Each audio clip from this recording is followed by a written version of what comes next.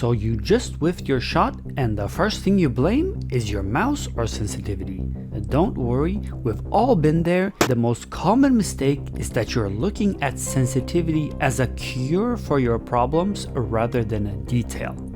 You see your bad aim and immediately think this smaller detail called sensitivity is the problem.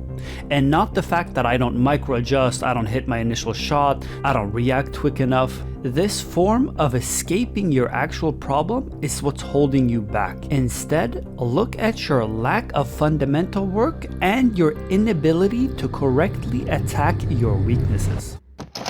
From my coaching, I know one thing. Most of y'all just need fundamental routines, despite whatever games you're playing, and I'll link some routines on screen right now.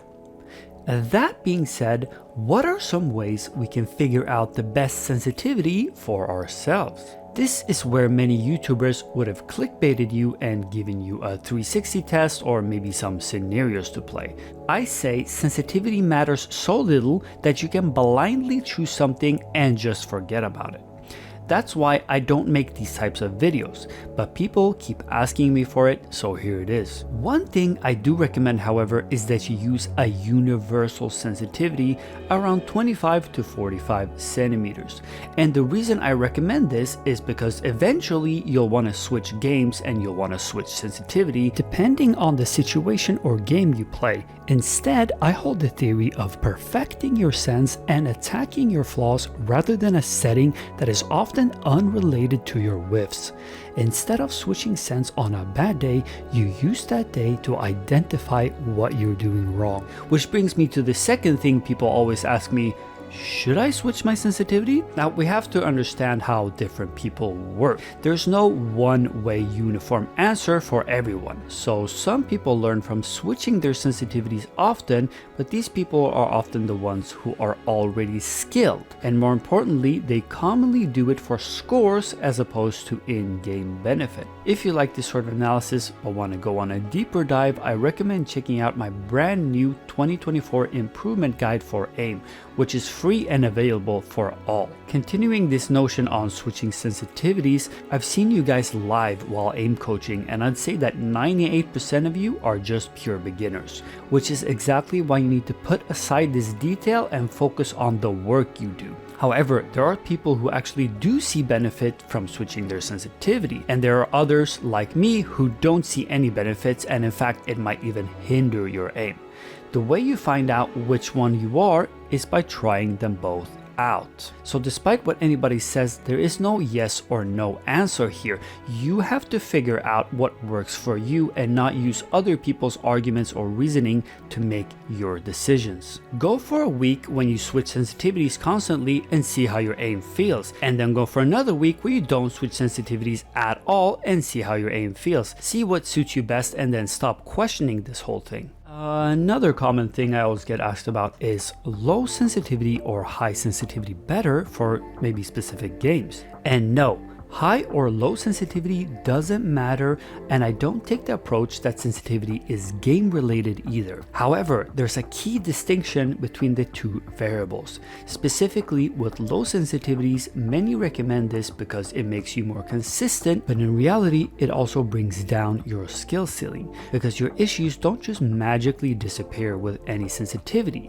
Low sensitivities simply make your issues harder to identify and less of a problem. But here's the thing, as far as we know, your brain actively learns from spotting your mistakes and then correcting them. So if you're limiting your ability to show your brain right from wrong, you might have an easier time hitting more shots, but you're also limiting how high you can go because your brain doesn't prioritize these mistakes and don't make them out to be as bad as they actually are. Your brain sort of tricks you into believing it's not such a big issue when in reality it's your main issue. That's why some people will switch to a high sensitivity and suddenly feel no control. But that control was never there to begin with. It's that your brain on low sensitivity is hiding your flaws, and then on a high sensitivity, your flaws start to come out, so now you feel, I don't have any control, but that control was never there. It's this illusion your brain creates by that lower sensitivity. That is how low sensitivity sort of hides and limits your actual skill ceiling. But I don't think that means you need to rush out and switch to a high sensitivity, but it does give you another look on how to approach it. Do you want to be more consistent, maybe a little less flashy and more stable? Then you go with a lower sensitivity. If you want a sensitivity that works across games and varying situations, then you go with a high to medium sensitivity as it offers the most diversity and it's the best for a long-term approach towards aiming. Of course, nothing I say or other people say are set in stone, and you have to realize that most of aim, or if not all of aim, is pure theory, which is why I always encourage people try everything out. As I said with switching sensitivities, try high sense for 1 week, try low sense for 1 week, and see what works. Overall, if I'd give you my personal experience, it's that high sensitivity is slightly harder to control, but it helped me the most. And I think over time, sticking to one sensitivity and sticking to high sensitivity is truly what has given me my aim and made it a lot more stable. Last question here is there an optimal sensitivity? No. I've learned that there's only really one universal rule with different settings, and that's this. You have to think of sensitivity as a scale rather than a form of improvement. Am I ready to sacrifice my clicking for better tracking, for example? And sometimes those minute differences are rather small. For example, you might gain 5% speed in clicking, but now you react worse. I see it all the time, and it's common with both mouse changes and sensitivity changes. So you have to think, do I want to focus on this detail that is my sensitivity, or do I want to attack what's actually wrong with my aim? So for example, you switch sensitivities and now you see I have a lot slower speed. Instead of switching to a higher sensitivity, which might give you more speed, for example, you would then go and work on your speed. See the difference in mentality. However, as I mentioned, everything is worth a shot. If you enjoyed this, do consider signing up for my aim coaching.